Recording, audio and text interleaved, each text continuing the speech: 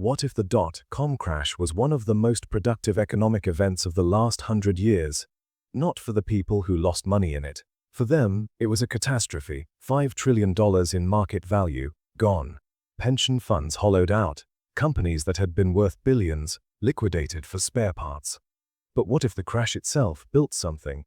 What if the capital that evaporated didn't disappear, it was converted into fiber optic cables buried under oceans, into server infrastructure sold at bankruptcy prices, into engineering talent suddenly available to whoever was still standing? What if the investors who lost everything in 1999 funded the companies that would define the next 20 years, and never saw a cent of the return? That is not a comforting idea, but it is what the historical record shows, and it raises a more urgent question. If this pattern has a structure, if financial bubbles follow a readable script, then what does history actually teach us about surviving them? That is what this video is about. To understand how to survive a financial bubble, you first have to understand how one is built. Because they are not accidents. They are not mass stupidity.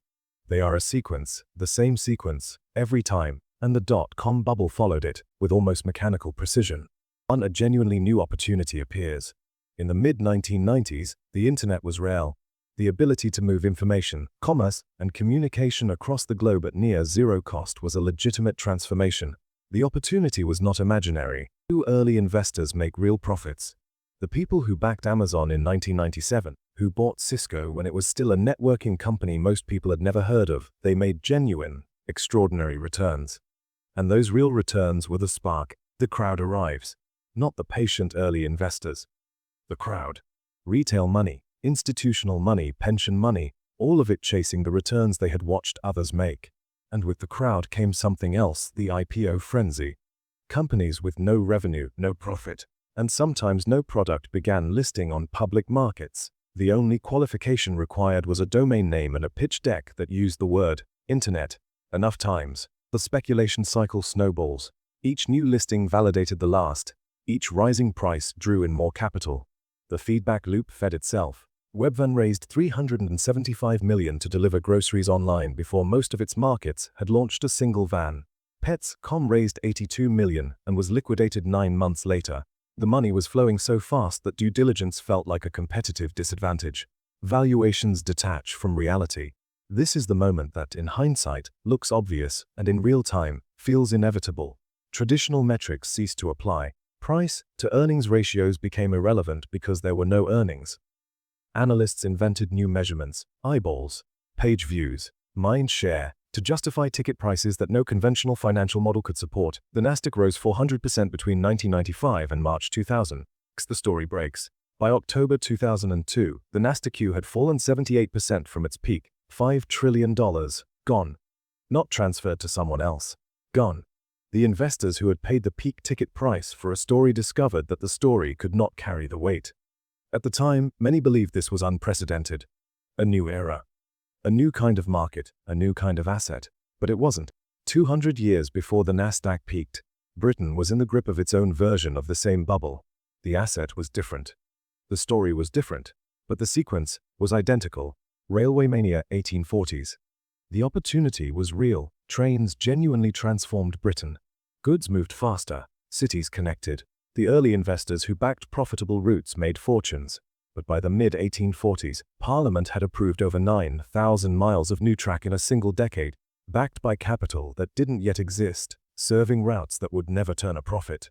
The ticket price on railway shares no longer reflected the railways that existed. It reflected the railways that speculators imagined. When the financing dried up and the construction companies collapsed, the crash was devastating. Thousands of investors were ruined. But the tracks remained. The physical infrastructure, laid with speculative capital, stayed in the ground, and the companies that had built real roads, with real passengers and real revenue, went on to define British commerce for a century. The bubble destroyed the speculators.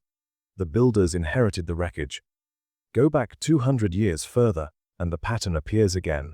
Amsterdam, 1630s. The Dutch Republic was the wealthiest nation on earth, and its merchants had discovered a new object of fascination, rare tulip varieties, genuinely scarce, genuinely beautiful, genuinely sought after by collectors across Europe.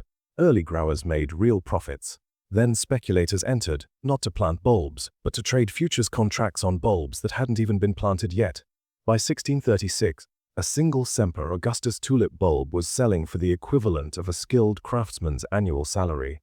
The ticket price had long since detached from any flower. It was priced against a story: this will always be worth more tomorrow than it is today. In February 1637, the story broke. Prices fell 99% within weeks. The flowers still bloomed that spring, as they always had, but the belief that had inflated them to impossible heights, gone same sequence, different costume. 2 centuries apart, which raises an important question. If this pattern repeats, if every generation builds a new bubble on the same foundation, then what does history actually show us about the investors who survived them? The survivors of every major financial crash share 4 characteristics, not opinions, not strategies, characteristics visible in the historical record across every era. They avoided leverage. This sounds simple. It is not. In every crash, leverage is the mechanism that turns a bad investment into a catastrophic one. The investors who borrowed to buy tulip futures in 1636 did not just lose their investment, they lost everything behind it. The retail investors of the 1920s who bought stocks on margin didn't just see their portfolios fall. They received margin calls that stripped them of assets they had spent decades accumulating. In the dot-com era, the same pattern. The investors who survived 2000 to 2002 were overwhelmingly the ones who had not borrowed to participate. Leverage turns a 50% market decline into personal bankruptcy. Without it, a crash is painful. With it, a crash is final. They own durable businesses, not stories. There is a difference, sometimes invisible in a bubble, always obvious in a crash, between a company with genuine cash flow and a company selling a vision of cash flow. The survivors of railway mania were the operators of routes that had real passengers paying real fares today, not projected passengers paying projected fares in 5 years. The survivors of the dot-com crash were the companies generating real revenue, Amazon, eBay, not the ones whose business model required the internet to work in a way it didn't yet. Durability is not about the industry. Railway stocks were not safe and internet stocks were not dangerous. The question is always, does this company produce something of value today, measured in actual money, from actual customers? If the answer requires a story about the future to complete it, the ticket price is too high. They expected most companies to fail. In every technological bubble, the underlying technology eventually succeeds. The railway did transform Britain. The internet did transform commerce. But the companies that investors fund during the bubble phase are rarely the ones that capture the long-term value. Of the hundreds of railway companies launched during the 1840s boom, a small handful survived and thrived. Of the thousands of dot-com companies that listed or received venture funding between 1995 and 2000, the vast majority no longer exist. The technology wins. Most of the early companies don't. The historically aware investor in a bubble therefore asks not, will this technology succeed? It almost certainly will. But, will Tuchai's company be one of the few that captures the value when it does? That is a much harder question, and in most cases, the honest answer is no. They recognized fear of missing out psychology in themselves. This is the hardest one, because it requires the investor to watch their own certainty with suspicion. Isaac Newton, perhaps the greatest analytical mind in the history of science, lost a fortune in the South Sea bubble of 1720. He had actually sold his shares early, at a profit. But watching others make more than him proved psychologically unbearable. He bought back in near the peak. When asked about it afterward, he reportedly said he could calculate the motion of the heavenly bodies, but not the madness of people. He was wrong about one thing. He could have calculated it. The madness follows a pattern. The feeling of certainty that arrives during the speculation phase, the sense that this time is genuinely different, that the old rules don't apply, that you would be irrational not to participate, that feeling is not a signal to act. It is a warning. It has preceded every major crash in 4 centuries of financial history. The investors who survived bubble were not smarter than Newton. They were simply more suspicious of their own conviction. Here is the truth that sits underneath every bubble in this video.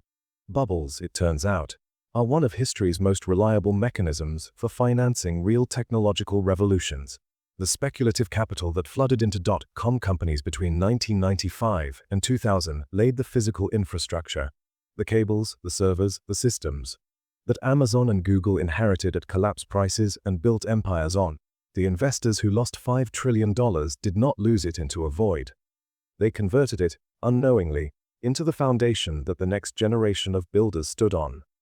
But here is what the historical record makes clear. The profits rarely go to the companies investors expect. Not in the 1840s. Not in 2000.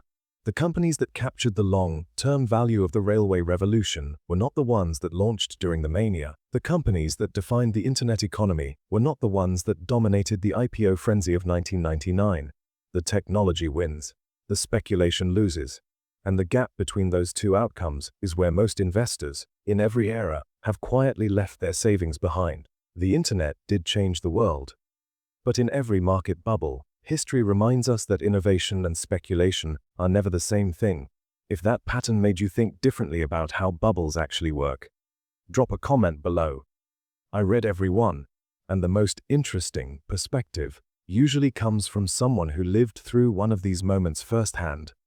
If this video gave you something useful, consider sharing it with someone who needs to hear it.